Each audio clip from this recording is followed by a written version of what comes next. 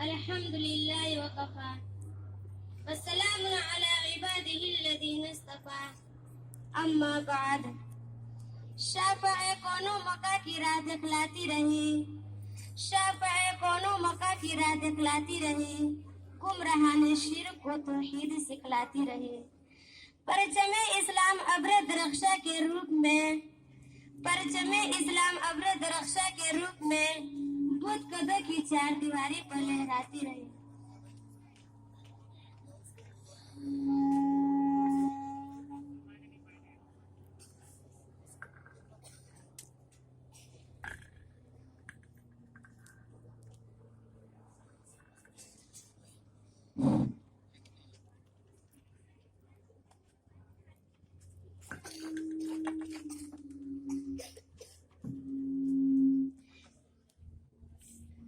اسی گلی میں عصر حاضر کا فقیر بے مثال اسی گلی میں عصر حاضر کا فقیر بے مثال سنت خیر الورا کے سمسمے گاتی رہی آج میں آپ حضرات کے سامنے اسلام کے ایک عظیم سپوت اور مسلمانوں کے ایک عظیم محسن کا ذکر خیر کرنا چاہتی ہوں جس کے فیوز سے ایک عالم نے استفادہ کیا اور کر رہا ہے جس کی بے باک زبان اور بے خوف قلم نے ہزاروں گمراہوں کو راہ ہدایت سے روشناس کرایا اور جس کی بے مثال قیادت میں ملت اسلامی ہندیہ نے اپنے دین و ایمان کی حفاظت کے لیے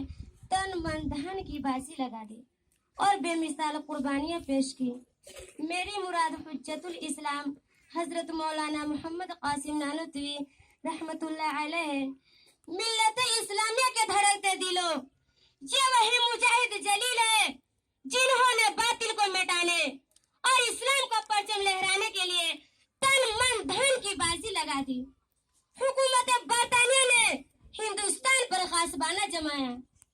اسلام کو مٹا کر عیسائیت کی تبلیغ شروع کی ظلم و ستم کے پہاڑ توڑے گئے کئی لاکھ مسلمانوں کو شہید کر دیا گیا جن کے گھروں میں ہاتھی جھومتے تھے پھوٹا کٹور لے کر در در کی بھیک مانگنے پر مجبور ہوئے شاہ خاندان کی بیگمات پھٹی چادر سر پر ڈال کر گھروں میں کھانا پکانے کی نوکری کرنے لگی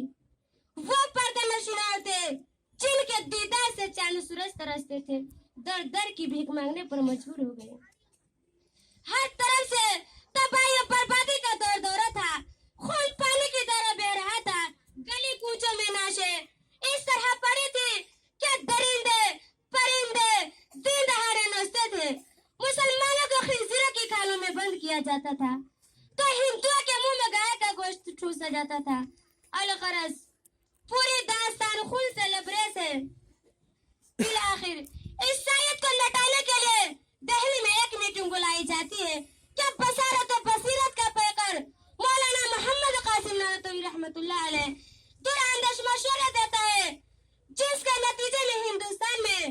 عیسائیت کی ٹکر کے لیے ایک فضا قائم ہو جاتی ہے محترم سامعین اس عظیم ہستی نے عیسائیت کو لٹانے کے لیے کیا کچھ نہیں کیا شاملی کا میدان ہے حق و باطل کی جنگ جاری ہے آپ میدان جنگ کے کونے میں جا کر بیٹھ جاتے ہیں حکومت برطانیہ کا ایک پٹھو موقع پا کر آپ کے پاس آتا ہے اور کہتا ہے قاسم تم نے بہت سر ابھارا ہے میری چمکتی ہوئی تلوار اب تمہاری خبر لے گی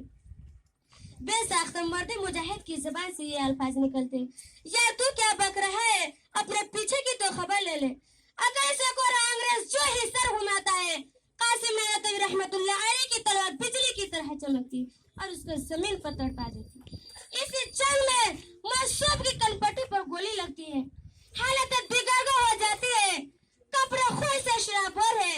مگر آسمان استقلال کا یہ پہاڑ اڑتا ہے اور دیکھتا ہے کہیں گولی کا نشان نظر نہیں آتا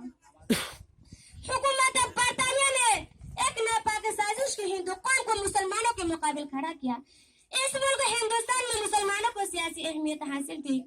انگریز نے ہندوؤں کو آگے بڑھایا مسلمانوں کو گھٹایا جب معاشی و سیاسی میدان میں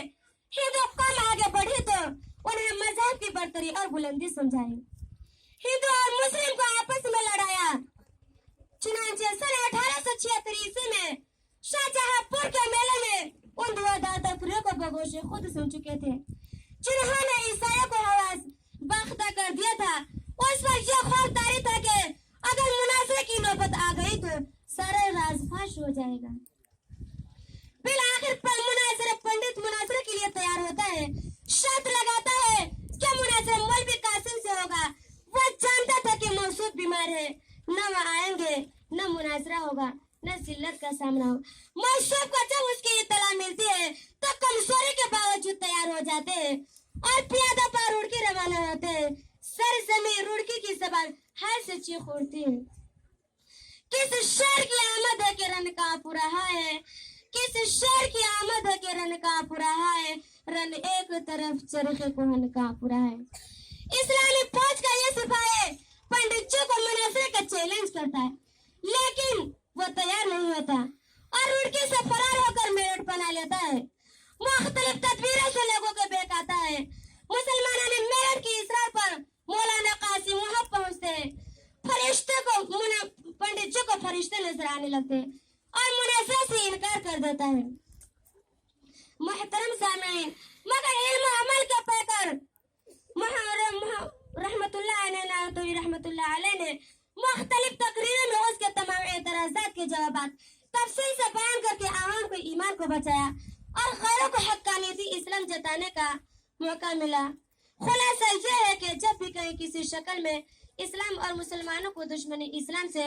कोई खतरा दरपेश हुआ, मौलाना मोहम्मद कासिम नानतवी रहमतुल्लाह अलैह ने अपनी खुदाददा सलाहियतों से उसका कलआ कमा किया और हमेशा बातिल को रोपोश होने पर मजबूर किया। अब बस आखिर में दुआ है कि